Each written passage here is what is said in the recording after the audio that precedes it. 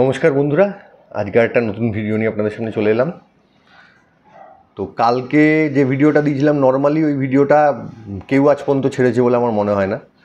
তো আমি সবার থেকে একটাই রিকোয়েস্ট করেছিলাম যে সবাই অন্তপক্ষে কমেন্ট করে জানান যে এটার ব্যাপারে আপনাদের কি মতামত, যেটা আমি বলেছি তার সঙ্গে আপনারা কি ফেস করেছেন না করেছেন সেগুলো একটু জানান। তো খুব একটা কিছু লোক ছাড়া খুব একটা কেউই জানায়নি, যেটা আমার খুব খারাপ লাগে। যে মানে ভিডিও দেখছেন, ভিডিওটা দেখে কমপ্লিট তো কেউই দেখেন, আমি দেখেছি সেটাই, মোটামুটি গুণাকতেক লোক ছাড়া কমপ্লিটলি খুব একটা কেউ দেখে না। মানে সেই ভিডিওটা দেখার পরে এবার ভিডিওটার একটা ফিডব্যাক তো অবশ্যই দেওয়া উচিত, যে কেমন লেগেছে কেমন না লেগেছে। কেন দেখুন, আপনার থেকেও তো আমি অনেক কিছু জানতে পারি, আমরা অনেক কিছু জানতে পারি, আমার সঙ্গে আরও যারা আছে তারা সবাই তো অনেক কিছু জানতে পারে। সেইগুলো জানলে তো তাদেরও হেল্প হয়। তো অসুবিধাটা কোথায়? আপনি তো বেটার কিছু জানতেও পারেন আমাদের থেকে। তো সেইখান থেকে যদি একটুখানি বলেন, একটা ফিডব্যাক দেন অন্তপক্ষে ভিডিওগুলো, তাহলে কি জিনিসগুলো অনেক ভালো লাগে দেখতে, ভালো লাগে শুনতে। প্রত্যেকটা ভিডিওরই না একটা ফিডব্যাক থাকা খুব দরকার। মানে যারা দেখছে তাদের মধ্যে কিছু লোক আছে যারা প্রত্যেক দিন ভিডিও দেখে, প্রত্যেক দিন ফিডব্যাক করে, তাদেরকে আমি সত্যিই মানে নমস্কার জানাচ্ছি, সত্যি থ্যাংক ইউ। কিন্তু যারা দেখেন কিন্তু কোনো ফিডব্যাক দেন না, কি অসুবিধা? ভালো না খারাপ এইটুক মিনিমাম বলুন, তাহলেও তো হয়। যে আর যদি কিছু ভুল মনে হয়ে থাকে সেটা নিয়েই বলুন, তা শুনতে তো একটু ভালো লাগে। যে করছে না তারও এতে ইনথুটা অনেক বাড়ে। কেন দেখুন, খেটে পড়াশোনা করে আপনাদের জন্য জেনে সেই জিনিসগুলো বলা বা নিজে এক্সপিরিয়েন্স করে সেই এক্সপিরিয়েন্সগুলো শেয়ার করা, তো সেইগুলোর এগেনস্টে যদি একটু একটা ফিডব্যাক মানে চাওয়া, এটা কি খুব বেশি কিছু? একবার একটু ভেবে দেখবেন, খুব বেশি কিছু কি বলছি আমি? আমার মনে হয় যে জানি না কার কি মানে শুধু সাবস্ক্রাইবার বাড়ানো বা লাইক বাড়ানোর থেকেও দরকার মনে হয় যে ভিডিওটার কি প্রপার ফিডব্যাক সেটা একটু জানা। হ্যাঁ দেখুন, যারা খুলছে দেখে না দেখে চলে যাচ্ছে, ঠিক আছে, সেটা নিয়ে আমার তাদের কিছু বলার নেই, কেন তারা দেখছে না, সেখানে কিছু বলার নেই। ম্যাক্সিমাম লোক দেখুন 20 মিনিটের যদি ভিডিও হয় সেটা কেটে কুটে 3-4 মিনিটের মধ্যে দেখে। তো সেখানেও আমি কি বলবো, কিছু বলার নেই, যার যার যেরকম ইচ্ছা। কিন্তু ভিডিও পুরো না দেখা মানে, ভিডিওর মধ্যে পুরো কথা না শোনা মানে তার কমপ্লিট ইনফরমেশান নেওয়া যায় না ওইভাবে। শুধু আমি এটা এই পরিমাণে দেবেন, আরে বাবা কখন দেবেন, কিসের জন্য দেবেন, কেন দেবেন, কখন দেওয়া উচিত না, এগুলোও তো পরে বলছি, সেগুলোও তো শুনতে হবে। পুরোটা না শুনলে টেনে টেনে কোনো কিছু কমপ্লিট করে দেখা যায়। আমরা কি এমন হয় কোনো সময় যে পরীক্ষার সময় বইয়ের পাতার 4টে লাইন করে পড়ে গেলাম, বাদবাকিটা আর পড়লাম না, যে না এইটুকের মধ্যেই অ্যান্সার, ও যা জিজ্ঞেস করবো এইটুকের মধ্যেই অ্যান্সার দিয়ে দেবো? এটা কি হয়? সম্ভব হয় না।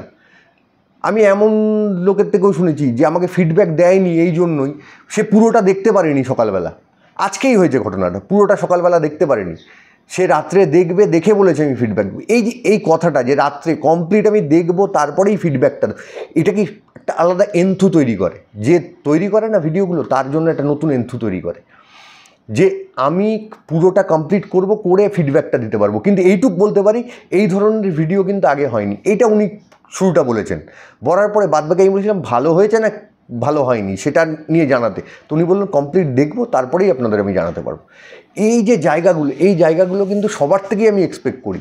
দেখুন, আমরা 500-550 জন যতজনেরই মানে একটা গ্রুপ হই বা একটা ফ্যামিলি হই, তারা যদি মিনিমাম একটু ফিডব্যাক দেয়, দেখুন সবাই দেখেন আমি বুঝতেই পারি, কেননা যদি সবাই দেখতো তাহলে সব কটাতেই 500-550-র উপরে ভিউ হতো, যেটা হয় না প্রথম 1-2 দিনের মধ্যে। তাতেই বোঝা যায় যে সবাই দেখে না।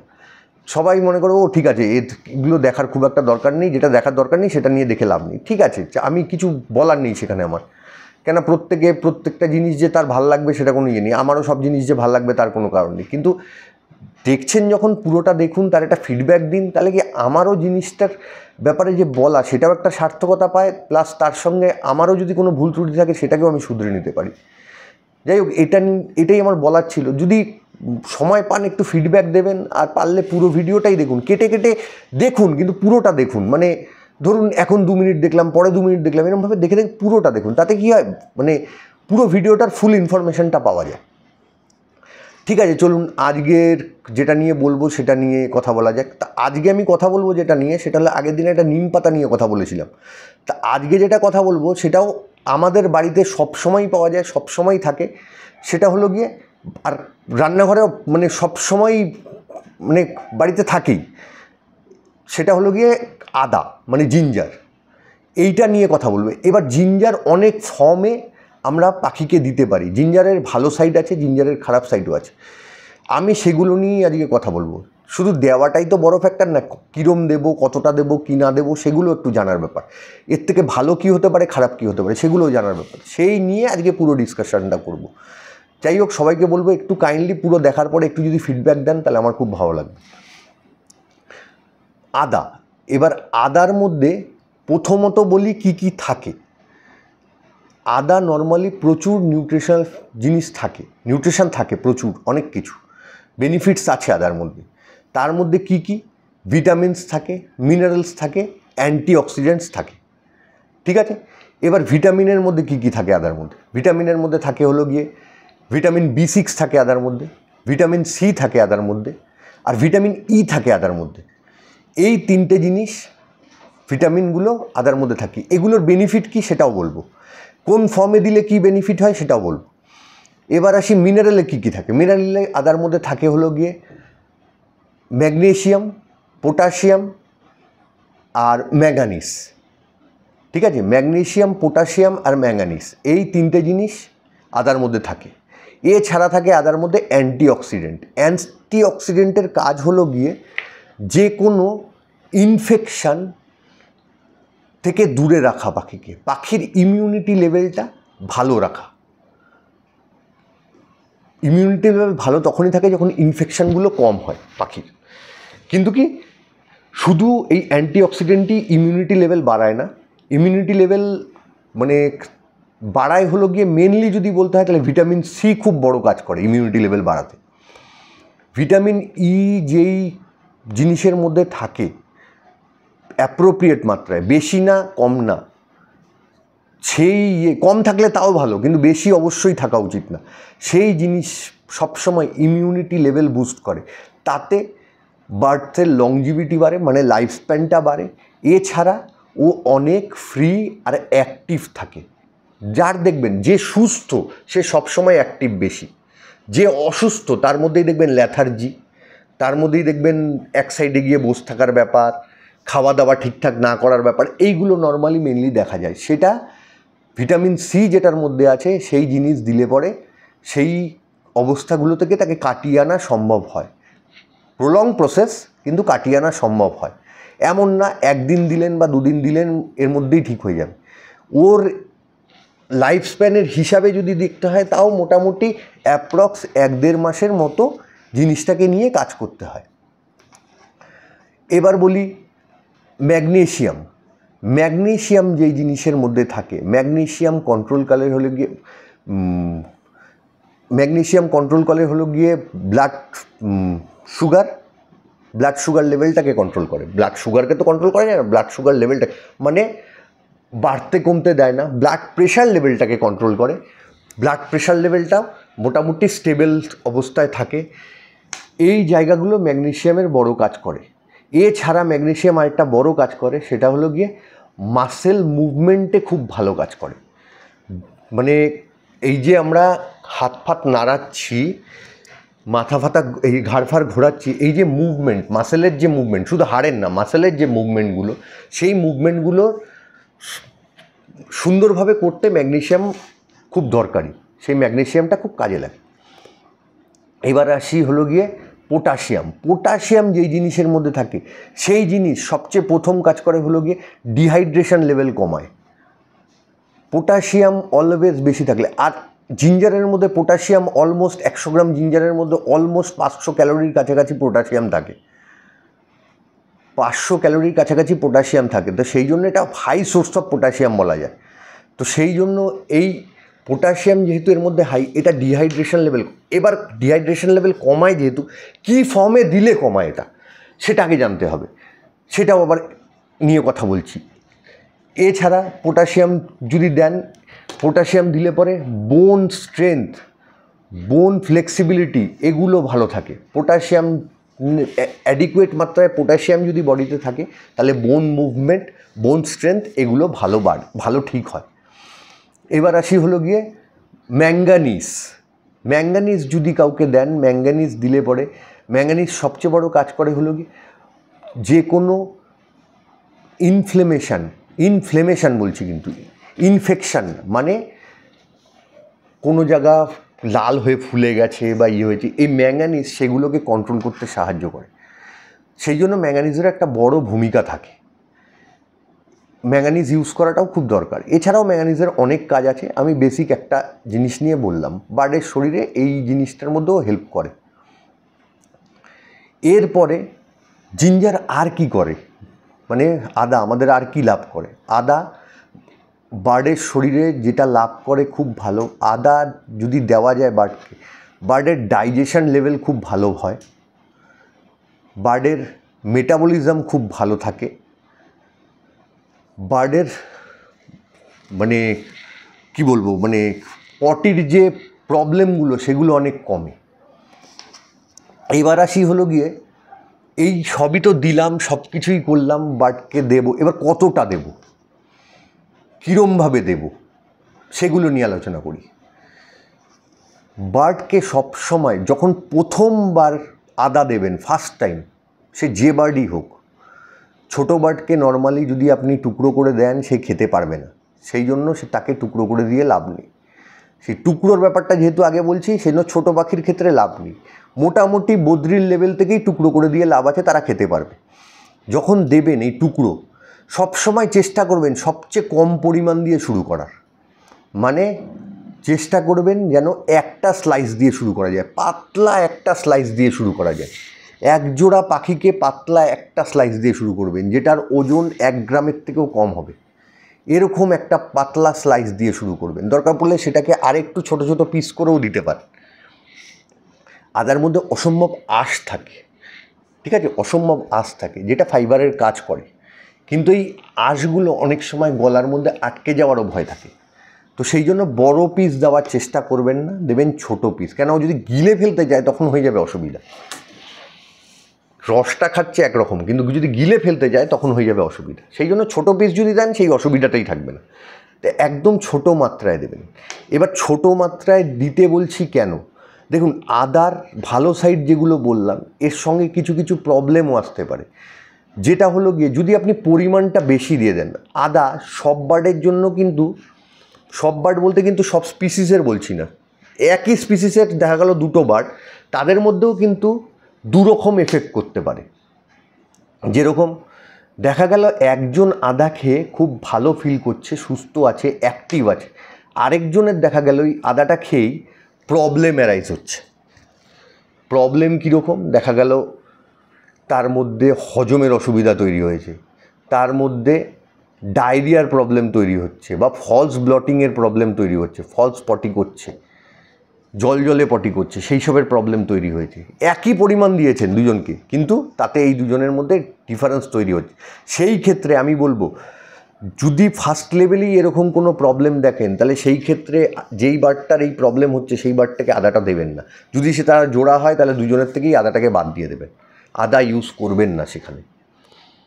কিন্তু আদাটা ইউজ করবেন, কিন্তু অন্য ফর্মে, মানে এই টুকরো করে আর দেওয়া যাবে না। আদা দিলে পরে, আদা যায় পাখিদের যখন দেবেন, তাদের কিন্তু 2-3 দিন খুব সুন্দর ফলো করতে হবে, যে তাদের এই ধরনের কোনো প্রবলেম আসছে কিনা, যে হজমের কোনো অসুবিধা, মানে গ্যাস্ট্রোইন্টেস্টাইনাল ট্র্যাকে কোনো প্রবলেম হলে পেন হয়, তাতে কুঁচকে বসে থাকবে, এই ধরনের কোনো অসুবিধা হচ্ছে কিনা, ডায়রিয়া হচ্ছে কিনা, বা পটিটা ঠিকঠাক হচ্ছে না, এরম হচ্ছে কিনা, এই জিনিসগুলো একটু খেয়াল রাখতে হবে। যদি এই ধরনের হয়, আদাটাকে বন্ধ করে দেবেন, টুকরো আদা দেওয়া বন্ধ করে দেবেন। আদার এছাড়াও কিছু গুণ আছে, যেরকম আদা যদি কোনো বার্ডকে, ধরুন আপনি কোথাও নিয়ে যাচ্ছেন বা কোথা থেকে নিয়ে আসছেন, সেই বার্ডটাকে যদি আধ ঘন্টা আগে কোনো আদা দেওয়া যায়, আদার রস বা আদা দেওয়া যায়, সেই ক্ষেত্রে সেই বার্ডটার ভমিটিং টেন্ডেন্সিটা কমে যায়, ভমিটিং হওয়ার চান্সেসটা কমে। নর্মালি কেজটা যখন নড়ে, বাইরেতে কোথা থেকে যখন আনবেন বা বাইকে করে নিয়ে আসছেন, কেজটা যখন দুলছে, তার কিন্তু ভমিটিং টেন্ডেন্সি হয় একটা, সেটা আমাদেরও দেখবেন মোশন সিকনেস হয় একটা, সেটা ওদেরও হয়। তো সেই টেন্ডেন্সিটাও কিন্তু আদা কমায়। আর আদা প্যারট ফ্যারট অসম্ভব ভালো খায়। তো যেটা বললাম সেটা হলো গিয়ে কম পরিমাণে দেবেন, আর যদি এরকম প্রবলেম দেখেন তাহলে দেবেন না। এবার বলি বেশি পরিমাণে দেবেন না কেন। এমন হতে পারে আদাটাকে ওরা ভালোভাবে নিল না, তো ওয়েস্টেজ করার কোনো দরকার নেই, সেই জন্য বেশি পরিমাণে দেবেন। কিন্তু কোনো পাখি যদি দেখেন আদার টুকরোটাকে ভালোভাবে খাচ্ছে, কোনো জোড়া বা কোনো কলোনিতে দিয়েছেন, দেখছেন আদাটা ভালোভাবে খাচ্ছে, সবাই মোটামুটি ঠিক আছে, ভালোভাবে খাচ্ছে, সেখানে গ্র্যাজুয়ালি আদাটাকে ইনক্রিজ করবেন পার বার্ডের হিসাবে। তখন ম্যাক্সিমাম একদিন অন্তর অন্তর 1 গ্রাম করে আদা আপনারা ম্যাক্সিমাম ইউজ করতে পারেন। 1 গ্রাম আদা একদিন অন্তর অন্তর ম্যাক্সিমাম ইউজ করতে পারেন। আদা দেওয়ার সময় অবশ্যই খেয়াল রাখবেন আদার ছালটাকে কিন্তু ফেলে দিয়েই তাদের দেবেন। আদাটার ছালটা যেন সঙ্গে না থাকে, আদার ছালটা ফেলে দিয়েই দেবেন তাদের। কেন ফেলে দিতে বলছি, বাইরে থেকে যখন আদা আসে আমরা যতই ধুয়ে নিই না কেন তার মধ্যে কিছু নোংরা হোক জামস হোক কিছু থেকে যেতেই পারে, তো সেই জন্য আপনারা চোকলাটাকে ফেলে দিয়েই দেবেন। চোকলাটায় বাজে কিছু নেই, নিজে বাজে কিছু নেই, কিন্তু তার বাইরের থেকে কিছু বাজে জিনিস থাকতেই পারে, তো সেই জন্য ওটাকে ফেলে দেবেন।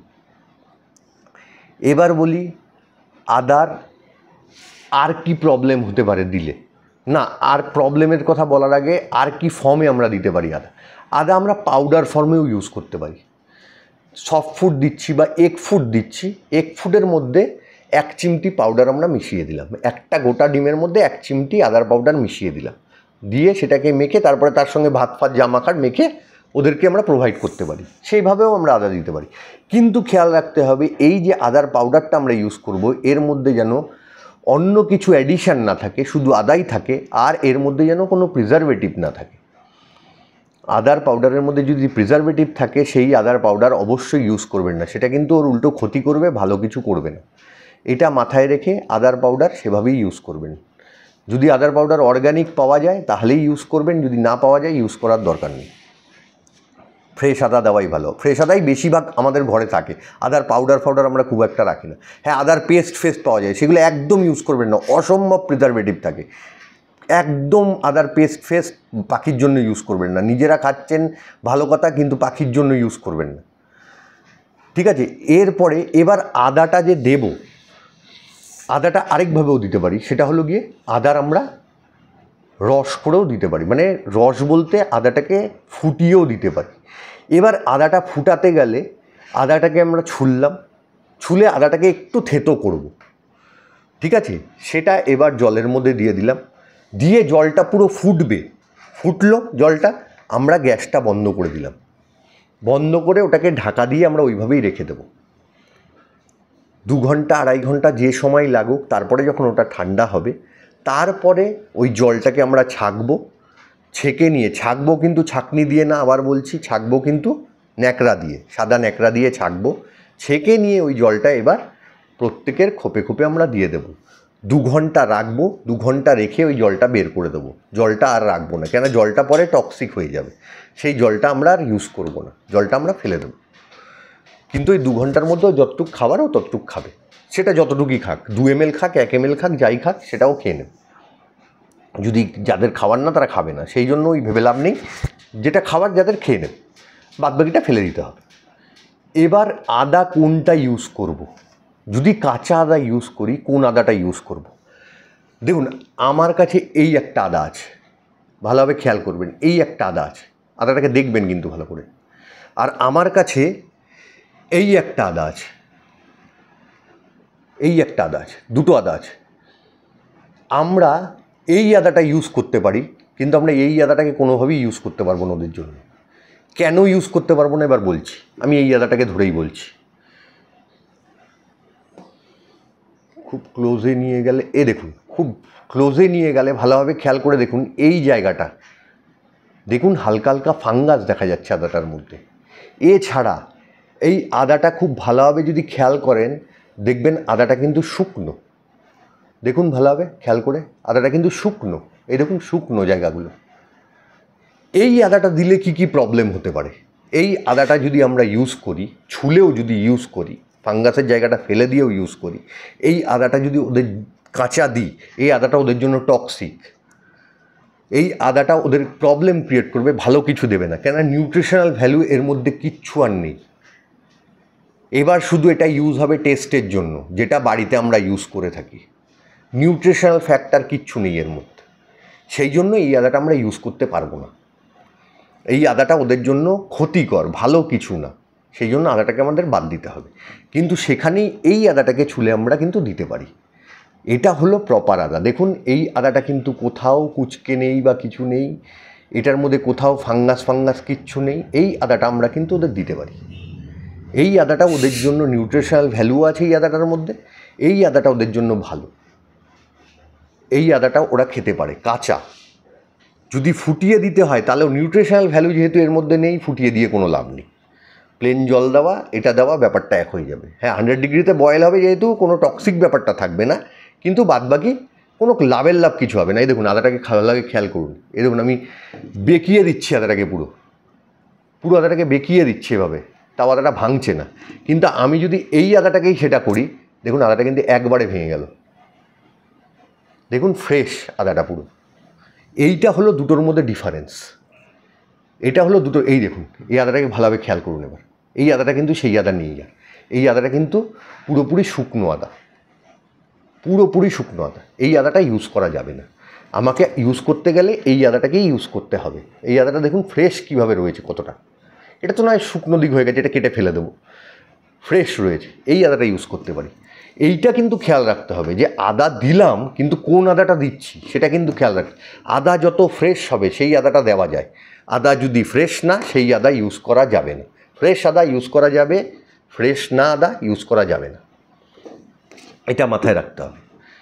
তাহলে আদা কিভাবে দেব, কিভাবে না দেব, কোন আদা দেব, কোন আদা দেব না, কীভাবে আদা দিতে পারি আমরা, সেইগুলো আমরা বললাম। এছাড়াও আরেকটা জিনিসভাবে আদা দিতে পারেন আপনারা, সেটা হলো গিয়ে এটাকে থেতো করে এটার রসটাও কিন্তু চাইলে ওই এগ ফুড যে দেবেন, এগ ফুডের মধ্যে মিশিয়ে দিতে পারেন, বা কোনো ভেজিটেবিল দিয়ে সফট ফুড বানাবেন তার মধ্যেও এটা মিশিয়ে দিতে পারেন।